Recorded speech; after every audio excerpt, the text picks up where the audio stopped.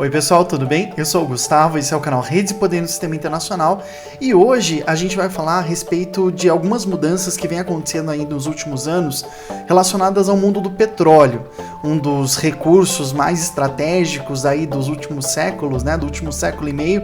Na verdade tem visto alguns processos econômicos, culturais, políticos, sociais que podem trazer algumas modificações importantes para essa área da geopolítica mundial.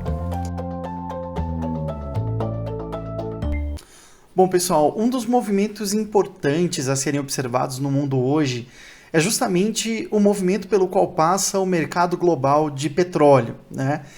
Como vocês sabem, eu sou mais da geopolítica, eu não sou tanto da geoeconomia ou da análise de mercados internacionais e tudo mais.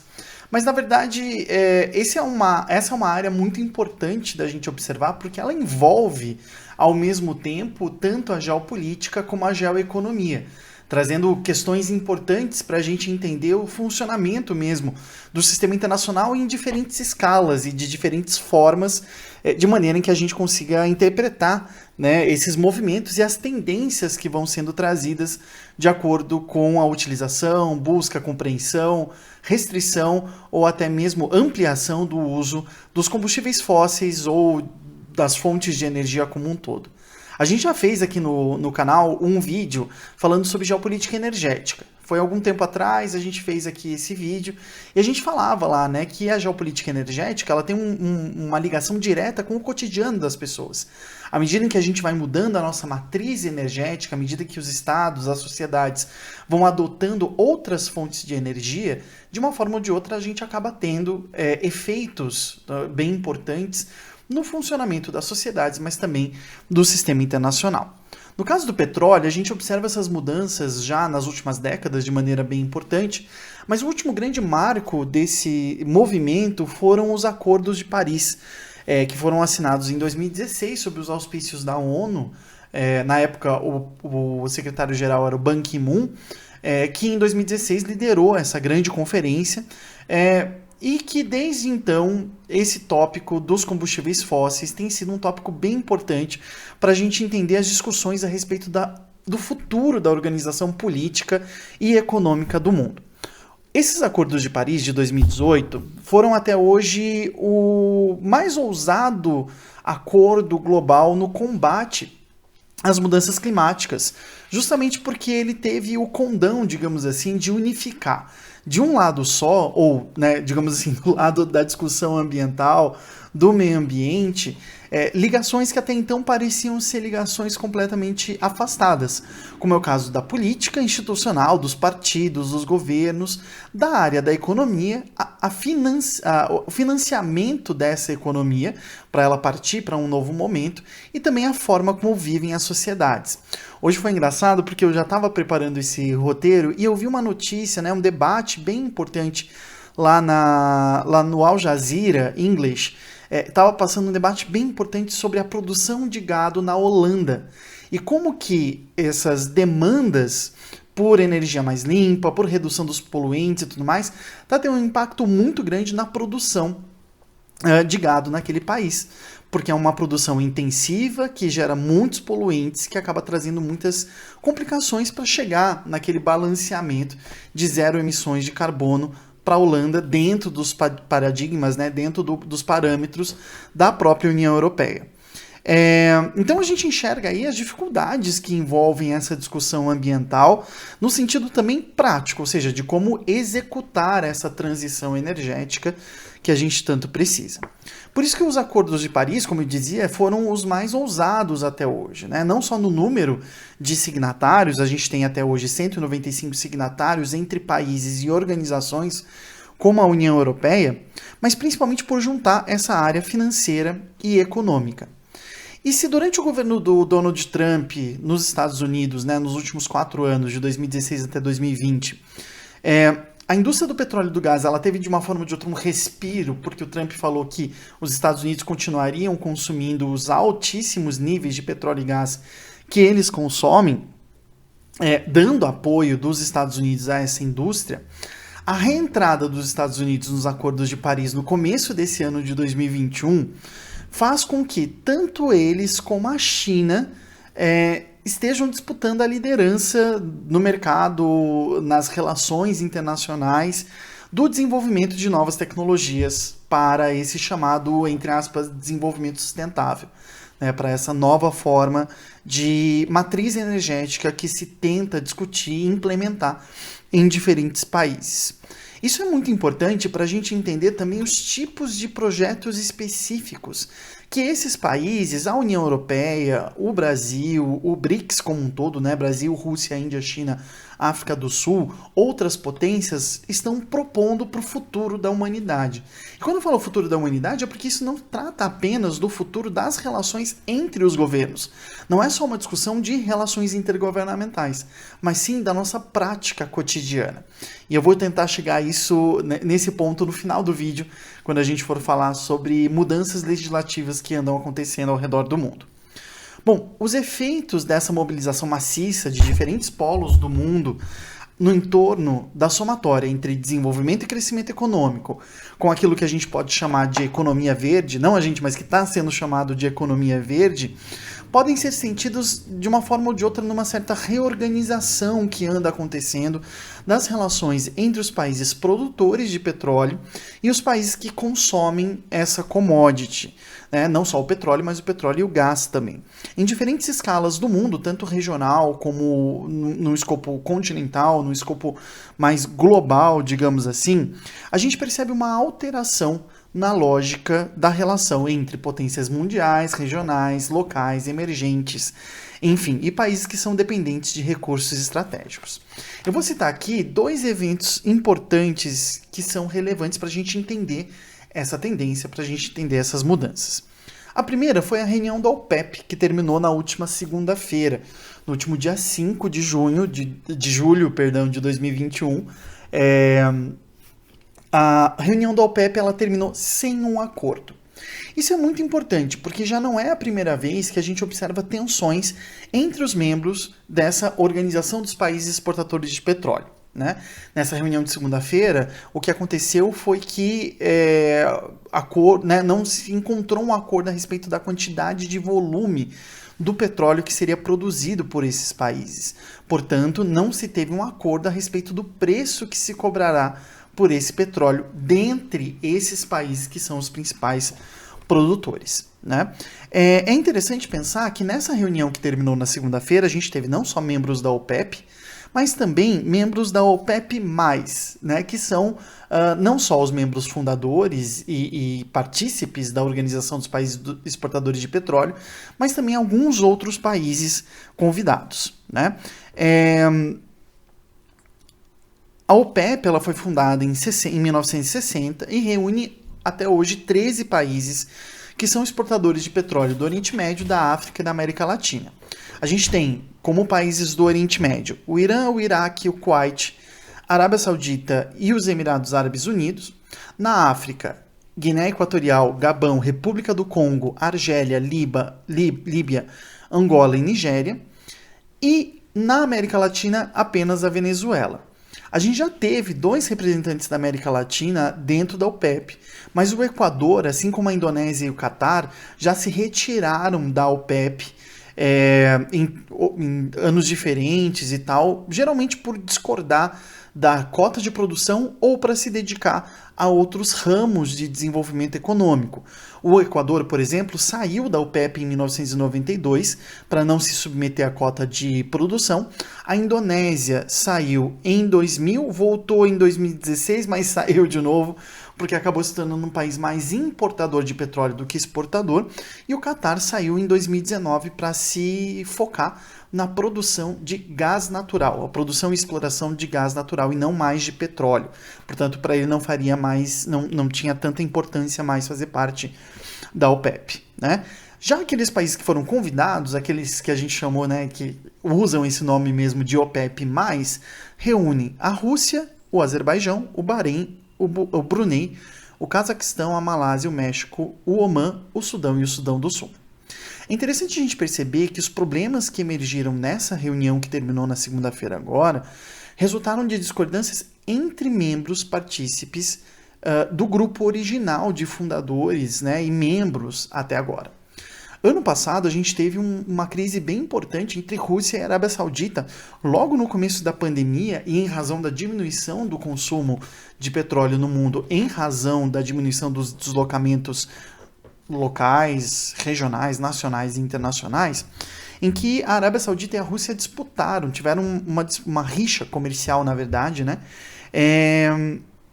No ano passado, mas que foi resolvido e que essa reunião de segunda-feira agora viria meio que para consolidar, né? Para trazer justamente esses pontos como pontos do passado. Só que o que a gente começou a ter? Uma atuação mais enfática dos Emirados Árabes Unidos como fornecedores de petróleo na região do Oriente Médio. E aí a gente tem que pensar nessa reorganização geopolítica que andou acontecendo lá durante o governo do Donald Trump. Né? Acho que é um aspecto bem importante. Por quê? Porque os Emirados Árabes Unidos agora conseguem, de uma forma ou de outra, se colocar diante da Arábia Saudita, não mais como um país pequeno, mas sim como um país que acaba tendo alguns fornecedores ali, para os quais a Arábia Saudita, naquela região, para os quais a Arábia Saudita não fornece, né? Inclusive Israel. Né? A gente já vai explicar mais ou menos o processo, né? Mas os Emirados Árabes Unidos hoje aparecem como competidores da Arábia Saudita ali no próprio Oriente Médio, não num escopo global, porque a Arábia Saudita exporta muito para os Estados Unidos, mas como fornecedor regional para países como Israel. A partir do governo do Joe Biden e a cúpula do clima que foi desenvolvida no começo do ano, a gente fez um episódio também aqui, o Redes 107, sobre a cúpula do clima. A gente percebe que a Arábia Saudita deu uma baqueada, né? Por quê? Porque o herdeiro da coroa, o Mohammed bin Salman, já vinha tendo uma imagem bem ruim, porque ele é um autocrata, ele é um ditador, ele mandou matar um jornalista fora do seu país, na Turquia, inclusive, né? Só que ele tinha um grande plano para a Arábia Saudita, que a Arábia Saudita até 2050 se tornasse uma economia verde, uma economia limpa, né? Ou seja, sem depender do petróleo. Só que isso só seria possível com uma transição segura, que seria de uma forma ou de outra garantida pelo consumo que os Estados Unidos fariam do petróleo saudita. E esse projeto acabou dando com os burros na água, já que para essa transição, ele ia precisar justamente de, no longo prazo, um aumento do consumo de petróleo dos Estados Unidos e não uma diminuição. O que aconteceu foi que durante o governo Trump, ali entre 2016 e 2020, como a gente já citou, outros países da região viram nesse plano da Arábia Saudita, do herdeiro da Arábia Saudita, a oportunidade de se tornarem fornecedores regionais de petróleo, sobretudo para Israel e para a Turquia. Movimentos que foram facilitados pelos chamados Acordos de Abraão, assinados pelo governo Trump, pelo governo de Israel, pelo Bahrein e pelos Emirados Árabes, que normalizaram a relação de alguns países árabes ali da região com Israel, que não tinham relações externas com Israel desde o Nakba, né, desde a expulsão dos palestinos ali da região.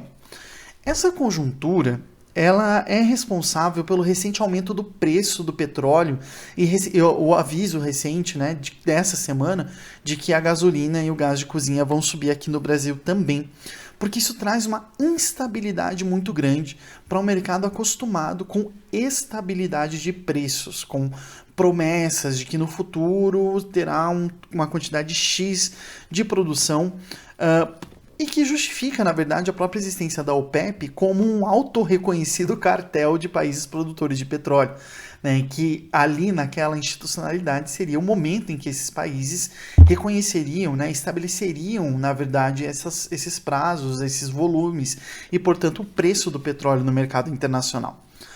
Porém, com a perda do controle regional por parte da Arábia Saudita, né, deixando aí os Emirados Árabes Unidos como fornecedores regionais, o peso cada vez maior da Rússia e de Israel como um mercado de disputa trazem diversas instabilidades para esse setor do petróleo, que é marcado pela necessidade de previsibilidade e o rígido controle político por parte desses países da OPEP, principalmente, do mercado mundial.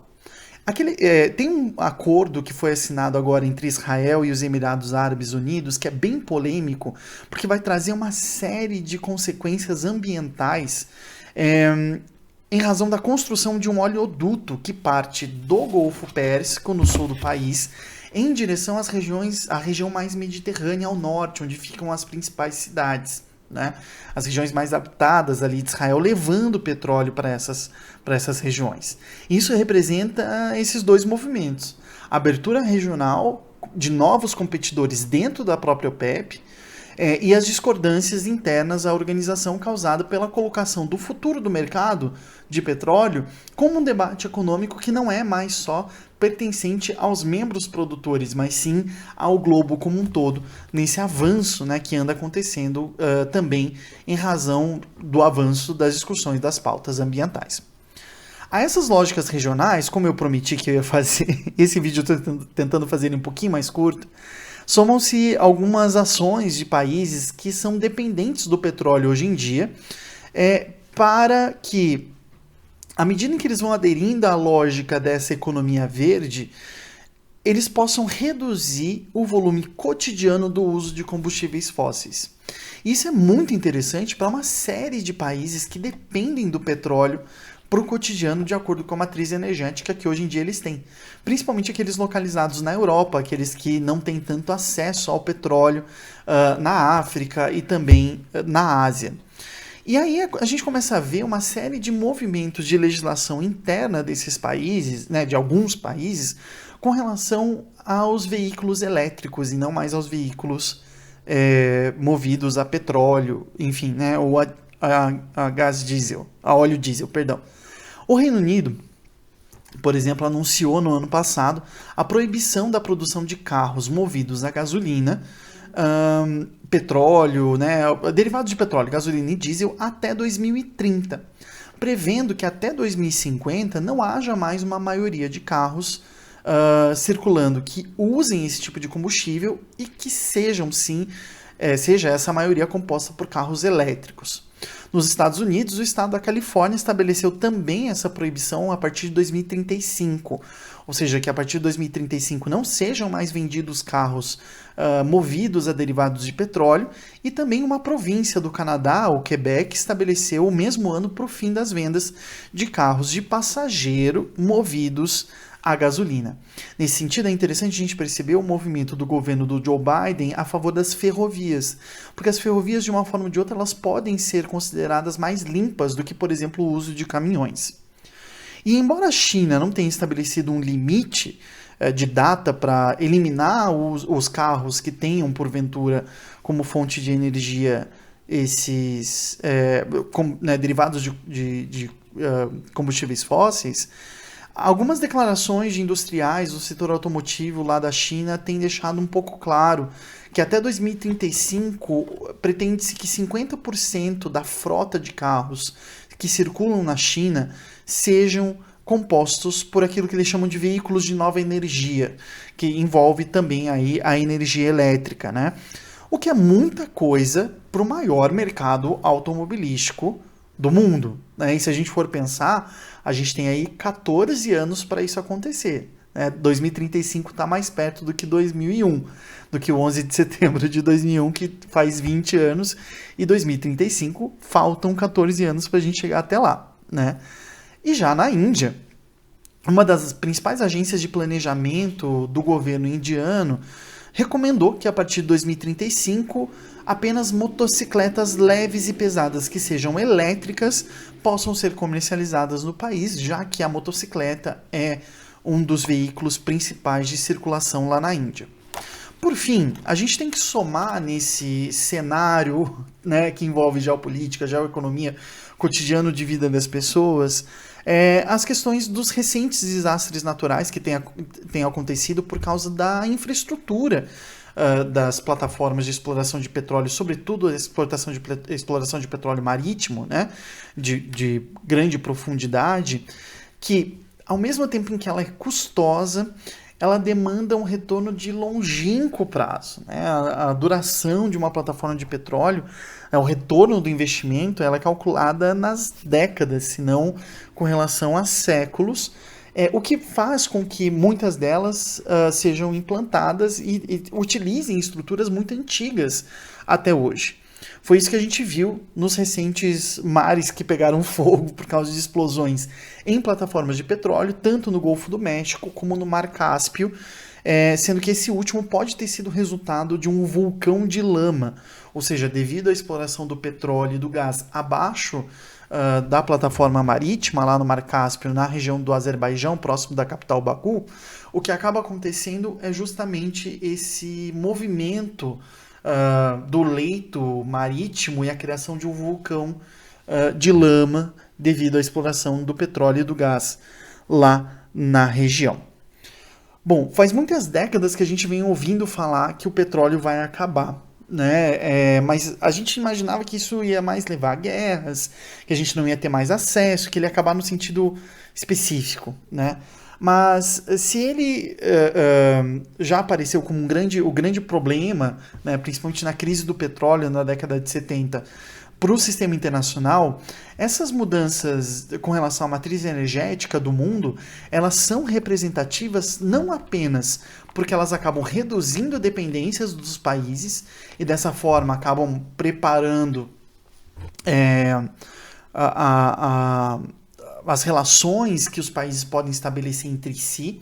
As vias elétricas podem se tornar, né, a eletricidade, principalmente aquela derivada de recursos renováveis, como rios e produção hidrelétricas, pode se tornar, em uma forma, por exemplo, da Europa, deixar de ser tão dependente do petróleo e do gás da Rússia, mas, ao mesmo tempo, ela também ajuda a resolver alguns problemas estratégicos que o mundo vem enfrentando, como, por exemplo, a obtenção de recursos por parte de governos ditatoriais e também de grupos terroristas por meio da venda ilegal de petróleo.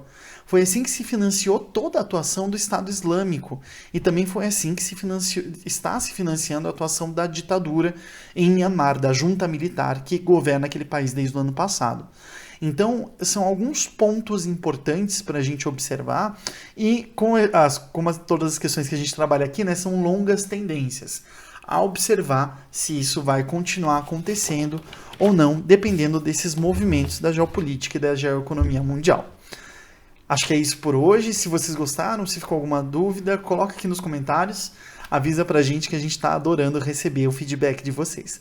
Tá bom, gente? Até mais. Bom final de semana.